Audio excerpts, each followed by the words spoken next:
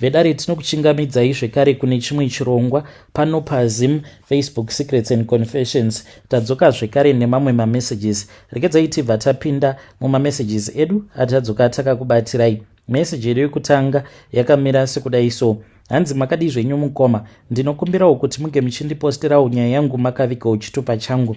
Ininiwo ndauyawo pano ndiine message yangu iyo yandikuda kuti munge muchizondiposterawo pachannel yenyu. So my confession mukoma, it goes on like this. Mukoma, ndinoda kureurura kuti sezvo ndichishandawo panzvimbo yekuti it is in a public space, mukoma, ndinoshandawo kuzvitupa. Saka musikore wese wezuva ndinenge ndiri busy ndichingoboba vakadzi vasikana avo vanenge vauya kuzoaplya mabhefi, zvitupa, whatever, uyo wandinenge ndachiva. By the time yekuti anozowana chitupa chake ndinenge ndanzwa nekumuboba. Pane vamwe amai vakauya vachiti ivo vainge vachibva kuSouth Africa vakazototonyora ndokubva vazobhadhara 10 US because vainge vakarasa birth. Saka taitofanira kutoti tinge tichizosecha birth ravo. Mukomanashi mother ava vakanzwa nekungoita ma-up and down.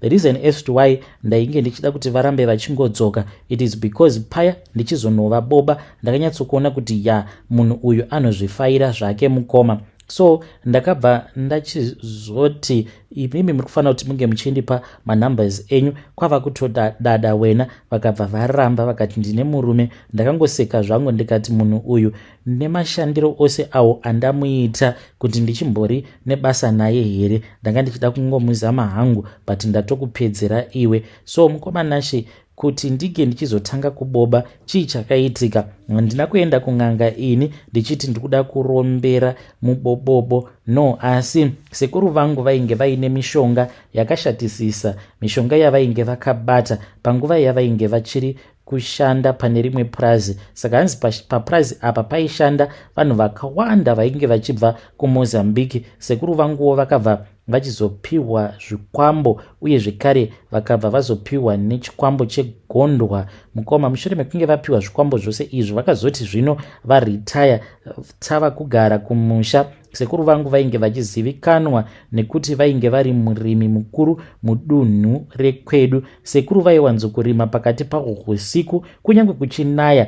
Mukoma, sekuru vangu vaienda kumunda kana kunosakurira kana kuita sei. Asi gore negore vanhu paya vaiti kana vakangoona mvuu vazhinji vaibva vatoseka vobva vatoti kamudhara aka gore rino tichangorimira iko hedu, because mvuu iyo yaingoti kana ikangoonekwa waizosara hako worima woita sei. But zvose chikafu chose mukoma chaizongouya mudura rasekuru. Mukomanashi, sekuru vangu vainge vaine mushonga wainge wakashata. Saka vakazoti vava kuda kunofa vaiwanzokunyangarika kana vaitoshayikwa pamba zve2 months kana kuti 3 months vasingatozivikanwi kuti sekuru vanenge varipi. Asi usiku mukoma taizotonzwa sekuru dzimwe nguva vatori kumatanga vachitovhurira mombe vobva vatoenda nadzo kumafuro mukoma. Then mangwana acho makuseni kuma55 vaizodzoka nadzo mombe dziya.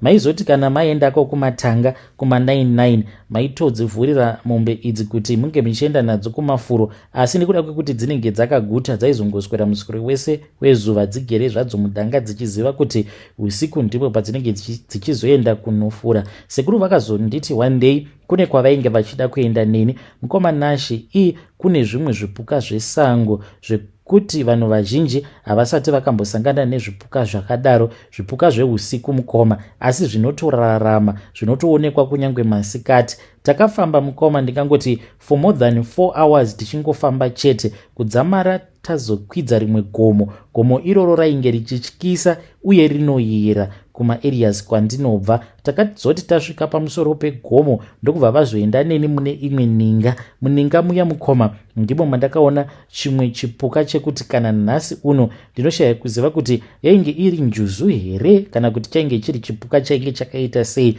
Chipuka ichi mukoma chainge chiine besu rehove asi chainge chakaita kunge gonye. Kana musoro wacho wainge usingakwanise kuona kuti musoro wacho wainge uri nechepapi because chaiva nemaziso ekuti maziso awa mukoma aitarisa kwose kwose akawanda, asi akawanda kudaro painge paine rimwe ziso 1 raingoramba riri pasame place. Ziso iri mukoma rainge risinganyangariki sezvainge zvichiita mamwe maziso. Mamwe acho mukoma aingomhanya nemuviri wacho wose chipuka chacho ichocho. Mukoma Nashe, chinhu chandakaona chakandivhundutsa. Sekuru vangu vakabva vanditi taifanira kuti tinge tichipfugama tikwanise kuombera. Ndokubva tatanga kuombera paya. Mushure mekunge tapedza kuombera mukoma, chipuka chiya chakabva chazorutsa mari. Chakarutsa mari, but mari yachakarutsa yainge isiri mari, asi rainge riri goridhe ndo rakarutswa nacho chipuka chiya. Sekuru vakabva vazonditi ndige ndichitora goridhe riya,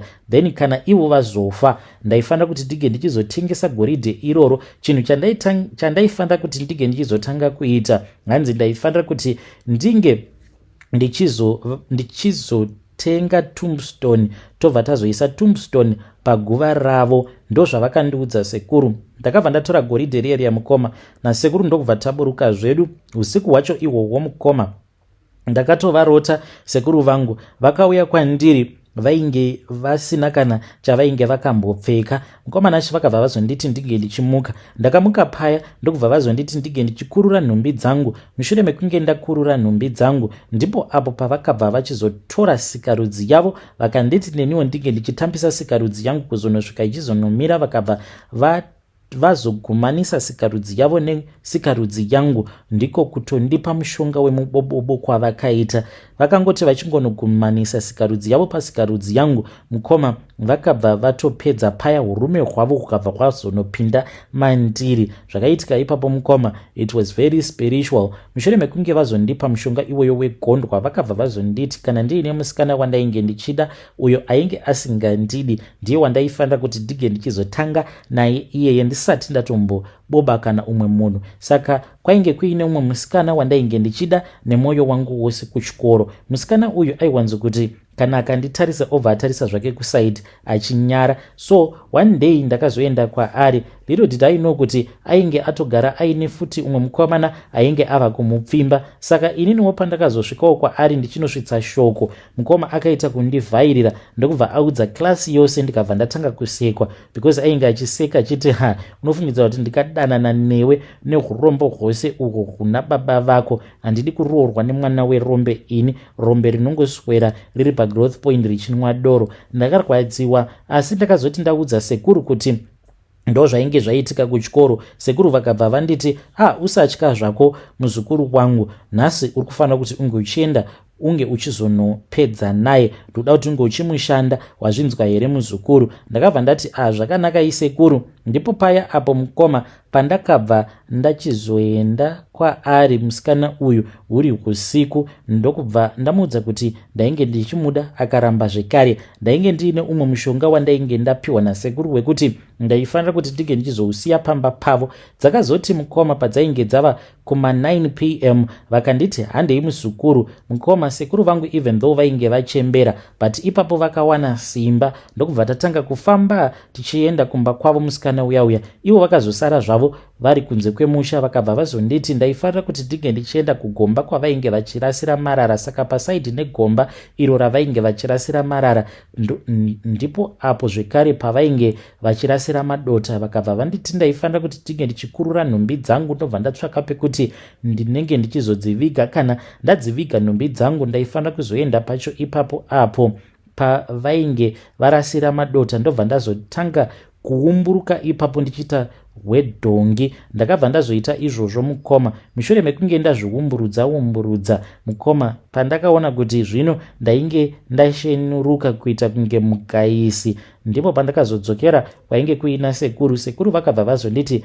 chihandei kumba muzukuru, hembe dzako idzi tichazoya tobva tazodzitora mangwana makuseni. Takadzokera kumba mukoma Nashe, asi hatina hedu munhu watakambosangana naye murodhi sezvavainge vakareva ivo sekuru vachiti vainge vaine umwe mushonga uyo wavainge vainawo. mushonga iwoyo mukoma waizokonzeresa kuti tisazosangana kana nani zvake murodhi, kunyange kana paine munhu anenge aine kwaanenge achida kuenda, uyo wekuti taizosangana naye murodhi, munhu iyeye aizongonzwa nungo ozoti ndichazoenda. Zvino kana tadarika pamba pake ndipo paanobva achizobuda. Ndiwo mumwe mushonga nemhiko idzo dzandakadziidziswa nasekuru vangu, zvekuti nanhasi uno mukoma ndiri munhu wekuti nditori nevanhu vanotouya kwandiri, vamwe vandinoshandidzana navo, vanodawo mushonga iwoyo wekuti kana iri mbavha mapurisa anozosara osvika but munhu anenge atoti nzve, zvekuti vanhu vanenge vagere naye vanenge vava kutoti munhu uyu anga ari pano izvezvi ati arikuda kumboenda kunorasa mvura, kutoti munhu iye anenge atoudzwa kudhara nemushonga iwoyo kuti simuka pano nekuti unokwanisa kuzosungwa. Saka ndiwo mushonga zvekare wandinoshandisa, nekuti pakuzonoboba munhu ndinofanira kuti ndinge ndichizoenda pamba pake sezvandakaita musikana uyu, ndobva ndazosiya chingava chiri chipfeko changu chemukati kana bhutsu chaiyo kana kepesi. Ipapo nekuda kwekuti ndiko kainge kari kekutanga, ndaifanira kuti ndinge ndichizosiya nhumbi dzangu dzose ndozodzoka ndiri musvo. Takazodzokera kuya mukoma, it was somewhere kuma 12 am, ndipo apo pandakangoridza kamuridzo mukoma ndikabva ndatoona musikana uya wandainge ndichida ainge andiramba, akabva atovhura dhoo. Sekuru vangu vakabva vanditi chiinda. Ndakaenda kuya ndikataura naye.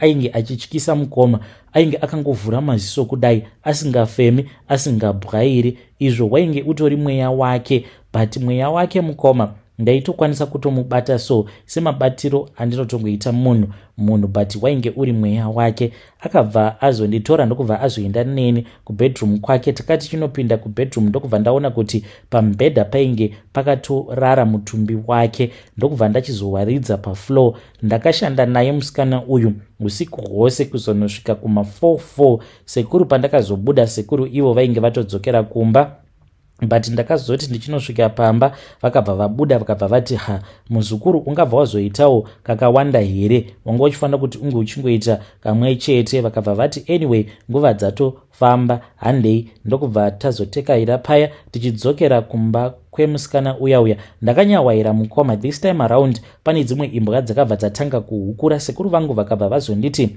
ndaifanira kuti ndinge ndichitendeuka ndichinofuratira imbwa idzi zvekare nepamusha apa. Ndakati ndatendeuka kudaro vakabva vazonditi ndinge ndichiita zvekutonona. Ndakatonona kudaro ndisina kana chandainge ndakapfeka, vakabva vanditi ndinge ndichiburitsa mweya. Ndakamanikidzira ndokubva ndazoburitsa mweya paya. Imbwa dziya ndokubva dzati zii. Sekuru vakanditi izvi zvinozokonzeresa kuti vose vepamusha ipapo vange vachizobatwa nehope.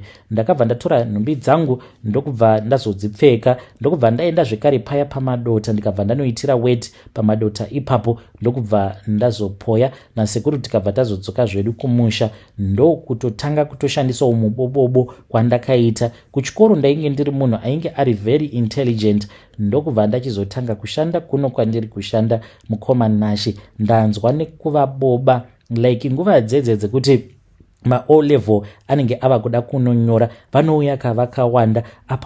Apa pavanouya unyasokuona kuti kunenge kuine tumwe tuvana tunenge twakaumbwa tubhora zvekuti unyatsokunakirwa. Dzimwe nguva kana kuchinyatsokupisa ndinokwanisa kana kutoturara tuvana utwu tutori kana kuma 20 or more than 20, tuya tunofamba turi zvigrupu. Vamwewo ndivo vanenge vari vakadzi vechikuru, vamwewo ndidzo dzinenge dzingoriwo mvana dzinenge dzangouya kuzongotoresa vana vadzo mabirth certificate. Ndiyowo confession yangu iyo yandiinayo. Kuenda kuchechi ndinotoendawo mukoma Nashi kutopfugamawo nevamwe, ndinotopfugama chaizvo tichitonamata. But muchechi hamuna kana anombozviziva kuti ndine mushonga wekuboba vanhukadzi. Handisati hangu ndakamboda kuboba vekuchechi. I just feel kuti morally it is very wrong. That is why I've never done it. But wangu mukadzi wemumba mukoma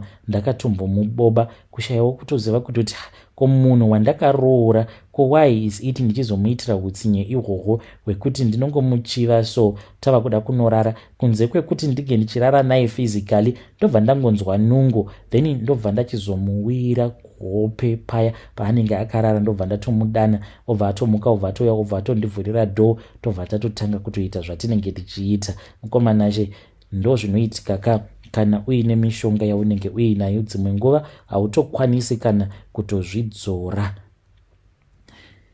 Hei vedare, ndo message iyo yandakatumidzirwa ichibva kuna mukoma vedu.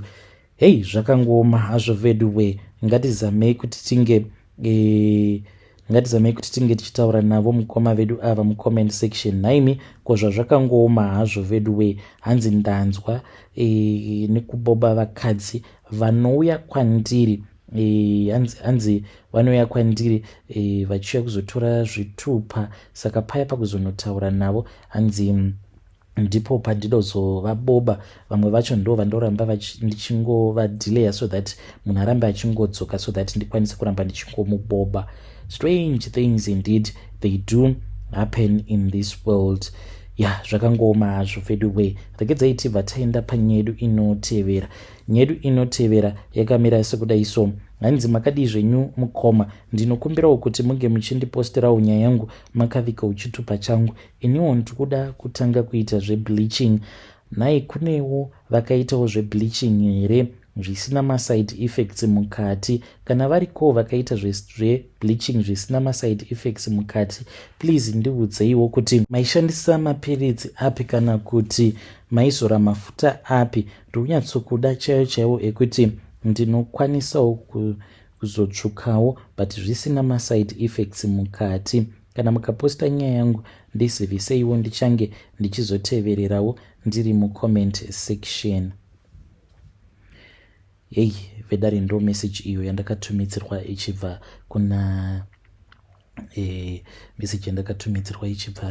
kuna vanzvadzi vedu. Zviriko here zvikunzi bleaching inenge iri safe? Unokwanisa here kuita bleaching zviri safe?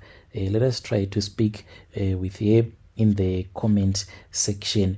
Uye zvekare kana tiinewo madermatologist panapa, kana muriko, can you please come to my inbox and just share with me kuti kana munhu ukatanga kuita zvebleaching, what is going to happen to you?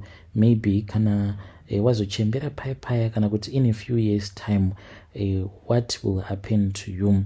You can come to my inbox even without sharing your voice note. Kana mchida kushare your voice note renyu, it is okay as well. Then I will post here so that tinge tichikwanisa kudzidza.